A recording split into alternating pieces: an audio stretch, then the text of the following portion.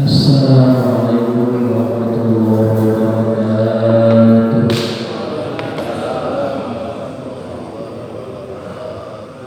Bismillah walhamdulillah al-mahmud fi kulli lisan wal ma'bud fi kulli zaman wal maqsud fi kulli makan kullu ma'alaihi afan wa yuqad bi rabbika wal jalali wal ikram.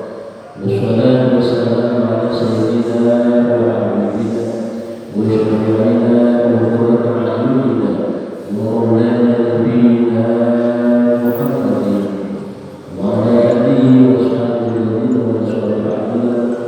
Amma ba'du, faqad qala Allah ta'ala fi kitabihi al-karim, a'udzu billahi minash shaitanir rajim. Falawla nafara min kulli firqatin minhum ta'ifatun yatafaqahuna fid din wa yunziru qulubahum bi amrihim. Wa qala an-nabiy sallallahu alaihi wasallam, al-khairu 'alatun wa sharrun jannatun, faman yuridillahu bihi khairan yufaqihuhu fid din. Shadaqallahu al-'azim wa shadaqa rasulul nabiyil karim. Walhamdulillahi rabbil alamin. Inna Allaha wa malaikatahu yusholluna 'alan nabiy. Ya ayyuhalladzina amanu shollu 'alaihi wa sallimu taslima. Kita mulai dengan sallallahu alaihi wasallam sayyidina Muhammad salatan tamu fasayyidina wa taqullaha wa rasulullah wa sallallahu alaihi wasallam tasliman katsira. Allahumma fattah ya alim ya fattah ya alim ya fattah ya alim. Allahumma inna na'udzu Allahumma tawaffana warzuqna fahman na'lamu wa najina rahmatin. Allahumma akhirna bil fahmi wa akhirna bil wahmi waftah lana wa rahmatika wa rahmatika wa syurina innaka ya arhamar rahimin. Rabbi shrah li sadri wa yassir li amri wa hlul 'uqdatam min lisani yafqahu qawli. Wa sallallahu ala sayyidina Muhammadin walhamdulillahi rabbil alamin. Hadaratil masajidil hajjain mukarramin wal ghair mukarramin. Segenap para hadirin jamaah masjid At-Taqwa, khusus segenap jamaah masjid, mudah-mudahan kita sudah hadir berdasar kepada rahmat dan karunia Allah Subhanahu wa taala. Puji syukur kita panjatkan kepada Allah Subhanahu wa taala. Alhamdulillahirabbil alamin. Shallallahu alaihi wasallam. Mudah-mudahan kita tercurahkan kepada Nabi kita Nabi besar Muhammad sallallahu alaihi wasallam serta keluarganya, para sahabatnya dan seluruh umatnya, termasuk kita. Mudah-mudahan dia nanti mendapatkan syafaatnya. Amin ya Allah ya rabbal alamin. Hadirin yang mulia, saya bacakan sebuah pokok bahasan dari sebuah kitab yang berjudul Mau'izatul Mu'minin bi Ihya Ulumuddin, nasihat untuk orang beriman, ringkasan daripada kitab Ihya Ulumuddin karya Hujjatul Islam Al-Imam Al-Ghazali. Saya bacakan dulu, nanti setelah itu saya berikan penjelasannya. Bismillahirrahmanirrahim. Qala al-musannif rahimahullah wa qala nabiyyu bi barakatihi wa ghafara lahu syukrina amin. Wa amma dawamul qiyam, dan adapun keberlangsungan atau senantiasa al-qiyam, kita berdiri. Jadi ini adalah bagian dari poin besar tentang makna-makna kebatinan atau makna-makna filosofis daripada rukun-rukun dan syarat-syarat setiap yang ada di dalam gerakan-gerakan sholat. Ya, jadi dibahas satu persatu oleh Imam Ghazali ini. Ya, mulai dari niat itu bagaimana,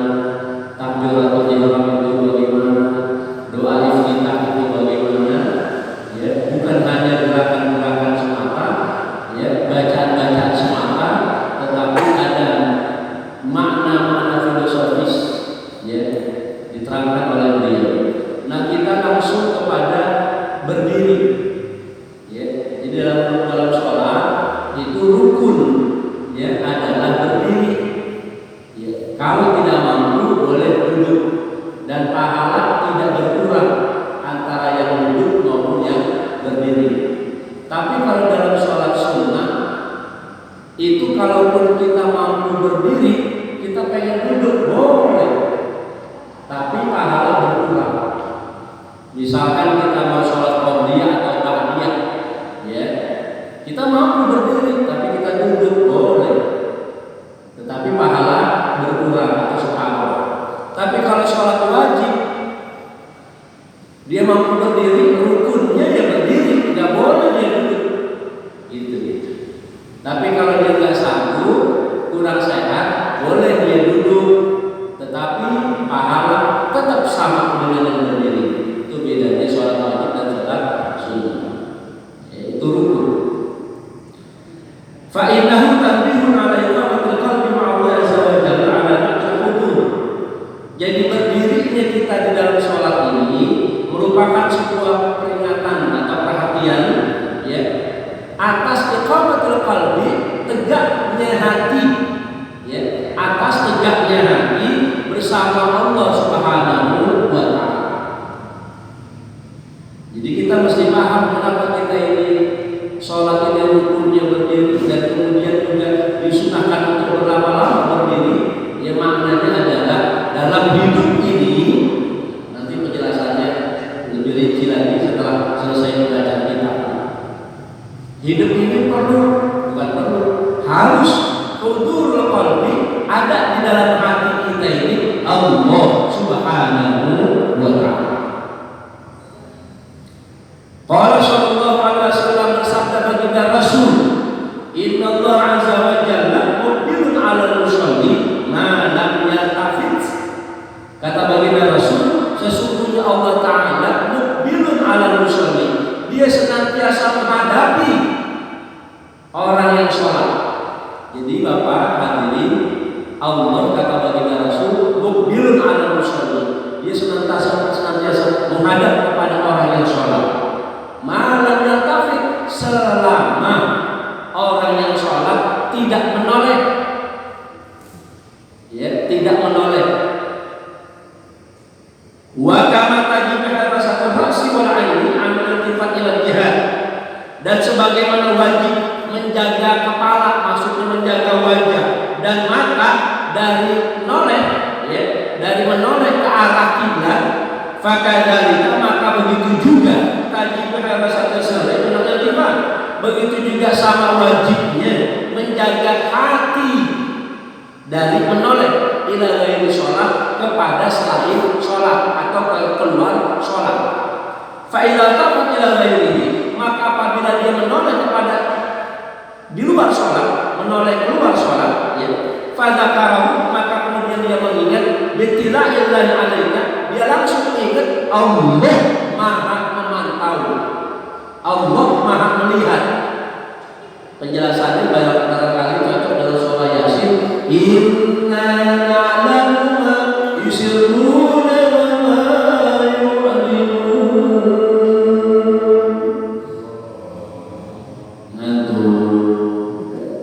Perjuangan. Ini orang dapat salat subuh jamaah luar biasa perjuangan. Alhamdulillah. Maka walaupun sedikit ada adab dalam tolak ilmi, tapi nggak saya singgung gitu, ya. Biarin aja semuanya pada dia ke tembok, ya. Dalam rangka mempertahankan gitu, jamaah gitu. Baik. Jadi kata Allah dalam surah Yasin, sesungguhnya kami tahu betul, ya, baik yang rahasia maupun yang nampak gitu. Jadi ketika hati kita menoleh keluar sholat, hati kita menoleh, menekos, ya, keluar sholat, maka kita harus langsung ingat dengan Allah yang Alimul Khabir, Allah yang Maha Tahu dan Maha Memantau, ya, baik yang rahasia maupun yang nampak.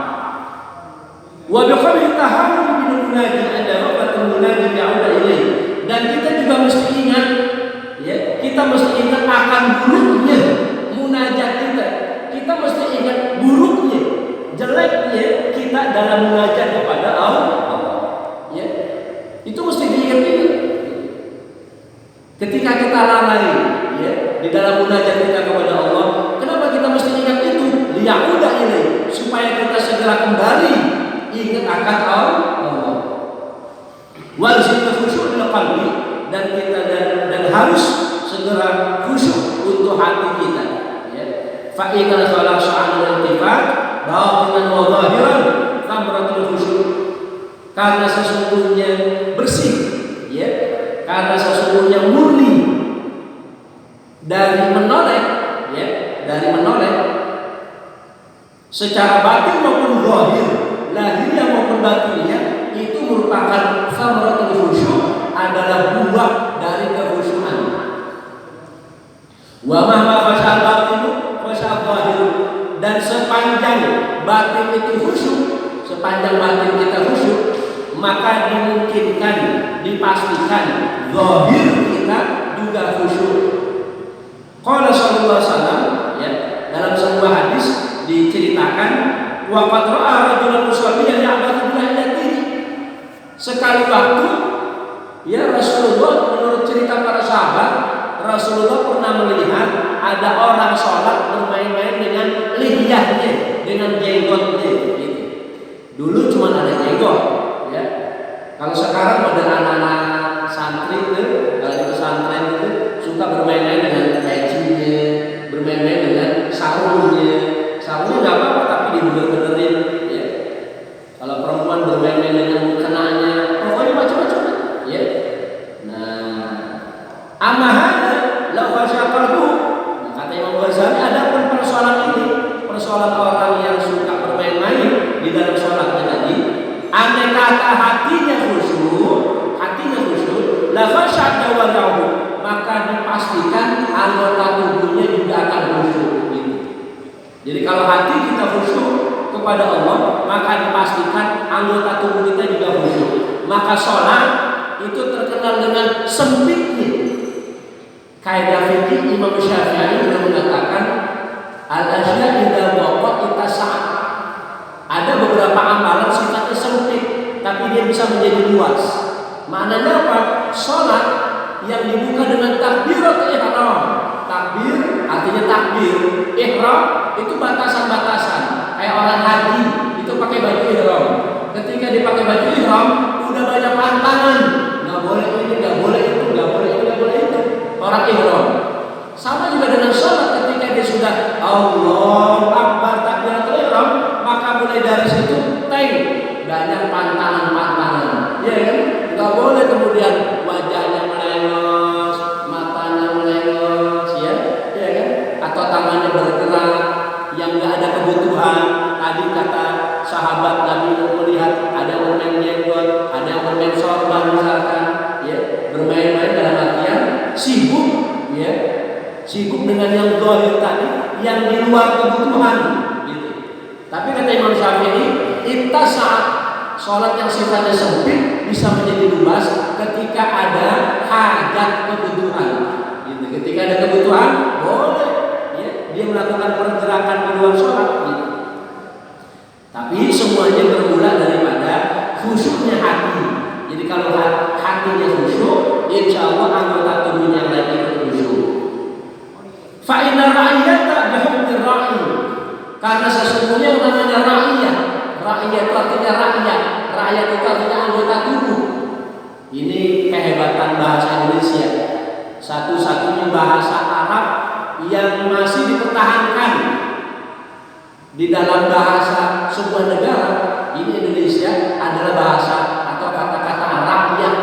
Kalau di beberapa negara yang namanya ra'iyah dalam bahasa hadis Nabi, ya, ra'iyah itu artinya rakyat, itu berubah dalam bahasa beberapa negara. Tapi Indonesia tetap ra'iyah ya rakyat, sama gitu.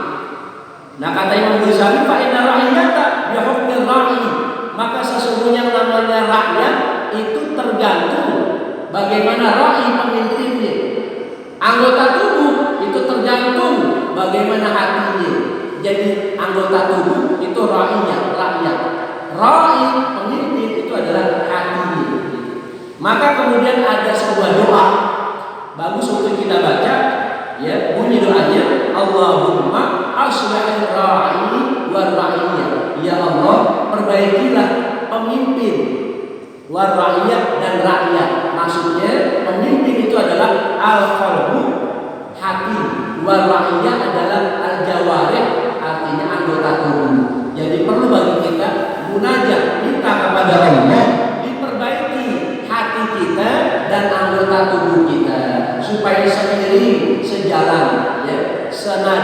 irama.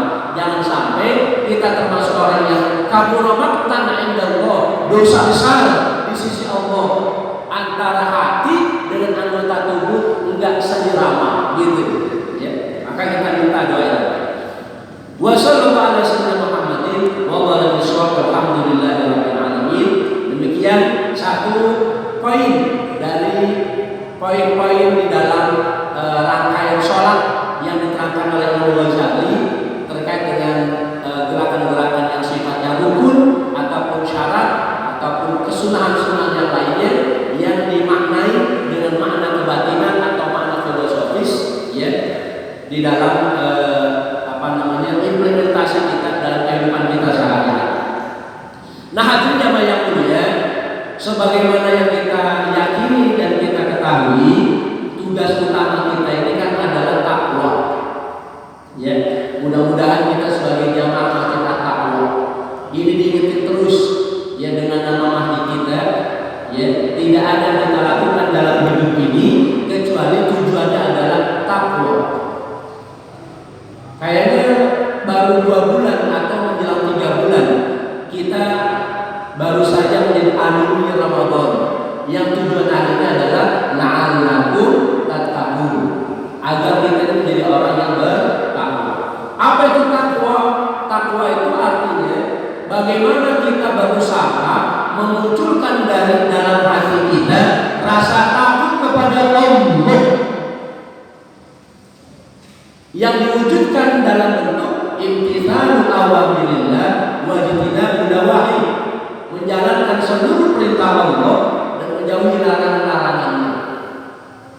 Makin besar rasa takut seorang hamba kepada Allah selama di dunia, maka dimungkinkan, dipastikan dia makin besar untuk mendapatkan predikat takwa minal muttaqin. Ya. Makin besar rasa takut seorang hamba kepada Allah selama di dunia, maka dipastikan makin sedikit tangisnya, keluhnya nanti di padang mahsyar. Bahkan nyaris tidak ada tangis, nyaris tidak ada keluh, karena yang ada hanya senyuman kebahagiaan. Dia udah tahu kemana jalan menuju surganya Allah.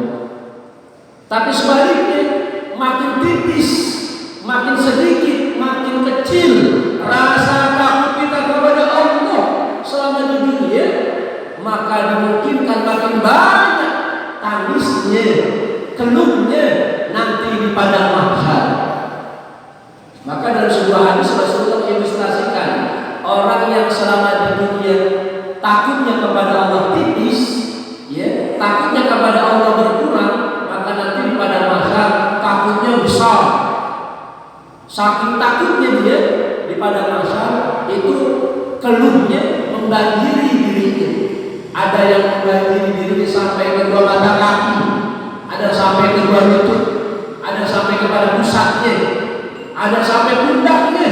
Bahkan ada nanti di padang mahsyar orang yang saking takutnya kepada pengadilan Allah di padang mahsyar kita nanti menunggu 50.000 tahun. Ya Allah. Nanti kita di padang mahsyar ngantri diadili itu 50.000 tahun. Pengadilan Allah yang maha adil dalam surah Al alaihissallahu yahkamul hakimin. Bukankah Allah itu adalah zat pengadil yang maha adil? 50.000 tahun kita nanti, ya Allah. Ya. Maka saking takutnya ada orang yang banjir keringetnya sampai kedua daun telinganya. Ya Allah. Ya. Maka hadirin yang mulia, kalau saya pribadi khutbah itu pesannya bukan hanya ittaqullah, tapi saya lanjutin dengan bikatsrati masrafati. Bertakwalah kepada Allah, takutlah kepada Allah bikatsrati masrafati, dengan terus memperbanyak rasa takut kita kepada Allah. Nah, hadirin yang mulia, apa yang saya sampaikan di tengah pandemi, di tengah wabah COVID-19, bahwa kita takut kepada virus itu bagian dari sisi kemanusiaan kita. Tapi jangan sampai kemudian rasa takut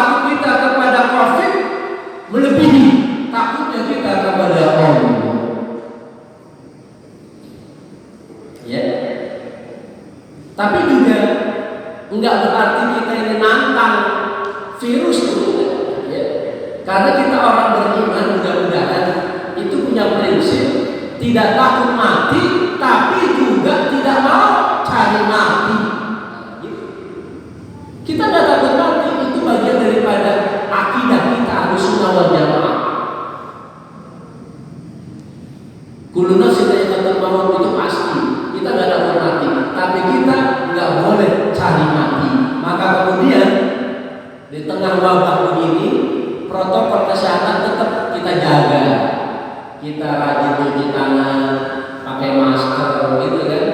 Kemudian kita jaga jarak sedikit, gitu. Itu apalagi kalau kita mau buka mana-mana filosofisnya, itu semua udah ada di dalam kitab Thahar.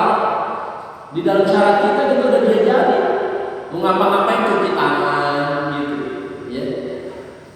Nah, setidaknya ini dampak positif daripada wabah, kita diajarin untuk rajin cuci tangan. Kemudian pakai masker. Maknanya apa? Kita dituntut untuk kita ajarkan kepada keluarga kita, ya, istri dan putri-putri kita untuk senantiasa jaga aurat, gitu. Tapi juga nggak mesti pakai cadar, ya. Masker itu bisa juga maknanya untuk aurat, dan juga maknanya adalah bagaimana kita jaga mulut, gitu, ya. Jangan sampai mulut ini nggak dijaga. Kemudian kita jaga jarak, maknanya adalah Ramadan kemarin ngajarin jangankan yang mubah, jangankan yang halal, ya. Jangankan yang haram, yang halal aja nggak boleh kita sentuh. Ramadan kemarin pusing.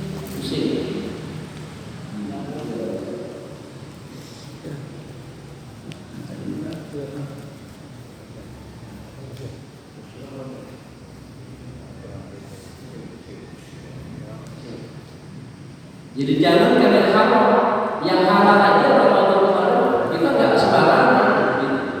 Ya, itulah setidaknya makna filosofi daripada jaga jarak. Nah, hadirnya yang mulia, jadi jangan sampai takutnya kita kepada wabah melebihi takutnya kita kepada Allah. Nah, hadirnya yang mulia, karena itu kemudian, ya. Karena itu kemudian kita pulang dari sini bahwa surah At-Tahrim, ya. Apa itu At-Tahrim? Ya.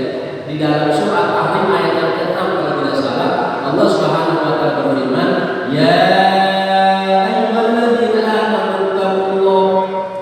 Wahai sahabat beriman, ya ayyuhalladzina amanu qu anfusakum. Ya ayyuhalladzina amanu qu anfusakum wahlikum naro. Wahai orang beriman, takutlah diri kalian dan keluarga kalian.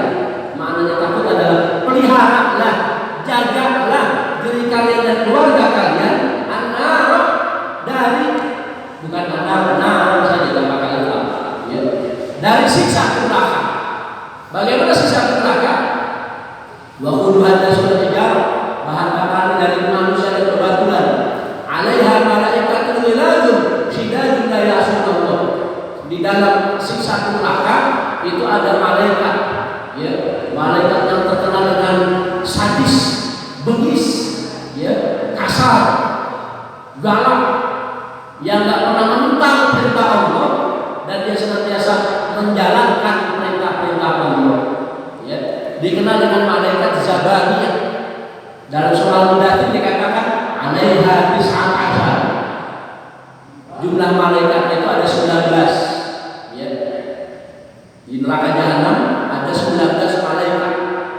Nah, kemudian, ya, jangan sampai kita lebih takut terhadap COVID-19 daripada malaikat 19 yang ada di dalam neraka jahanam. Maksudnya apa? Coba dilihat hadirnya yang lain. Sebelum ada wabah, sebelum ada COVID-19, orang pada biasanya itu salaman, ya, ya. Kita bicara yang bukan mahram, yang lawan jenis bukan mahram, salaman biasanya. Bahkan nggak cukup dengan salaman,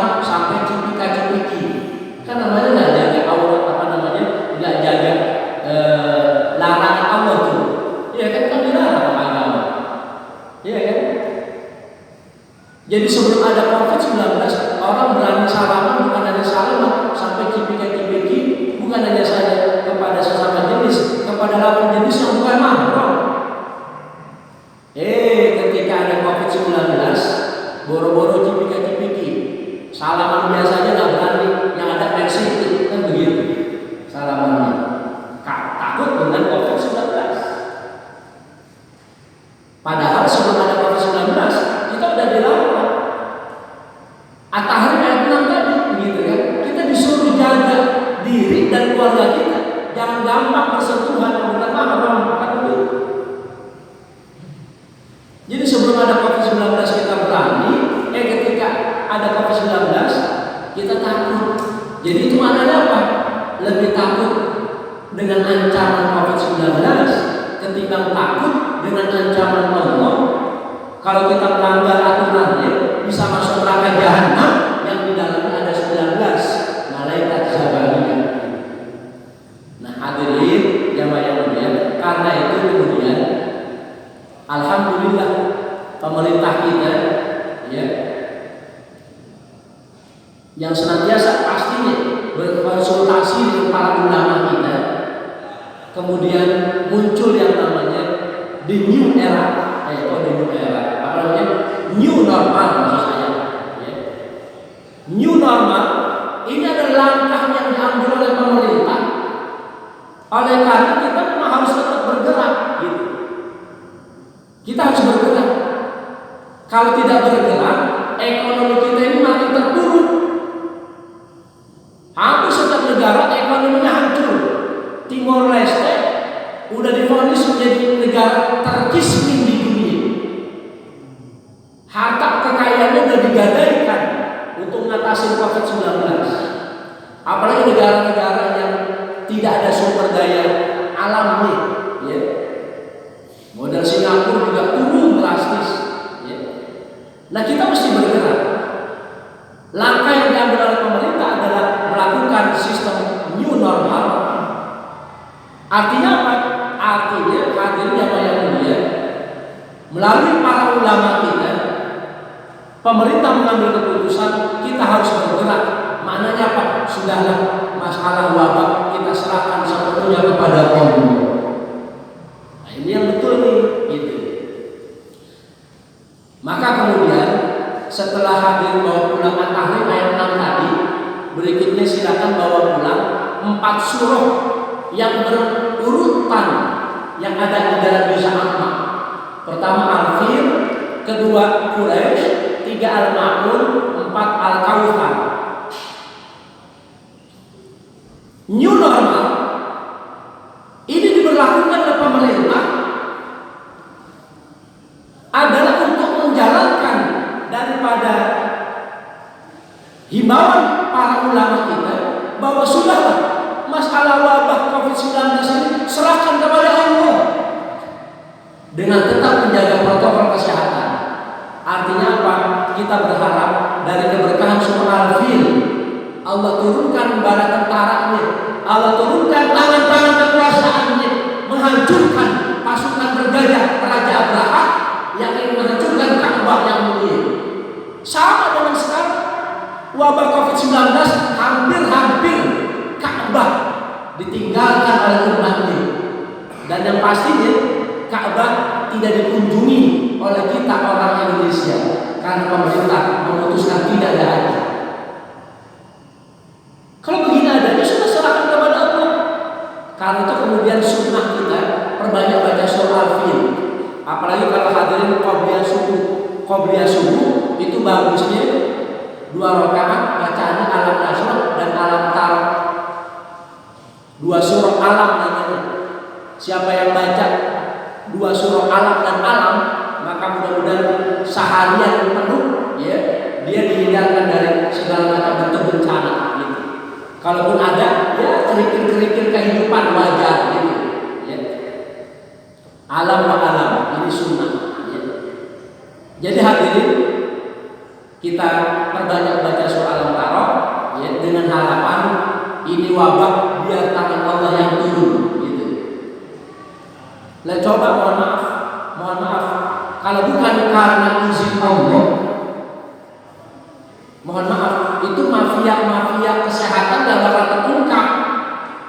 Tapi karena ada tangan Allah, mafia kesehatan terungkap. Betul apa betul? Ya, ya Allah, baik bukan baik, Jabang bayi 5 bulan keguguran, divonis COVID, jabang bayi 5 bulan. Kayak korbannya tetangga kita di sini. Nah kan belum jadi bayi bener itu, keguguran 5 bulan, divonis COVID. Nah udah ini nggak usah saya ceritain ya. Ya ada pada parah kan gitu. Ya belum lama berita lagi terkuat, ya kan? Mafia kesehatan.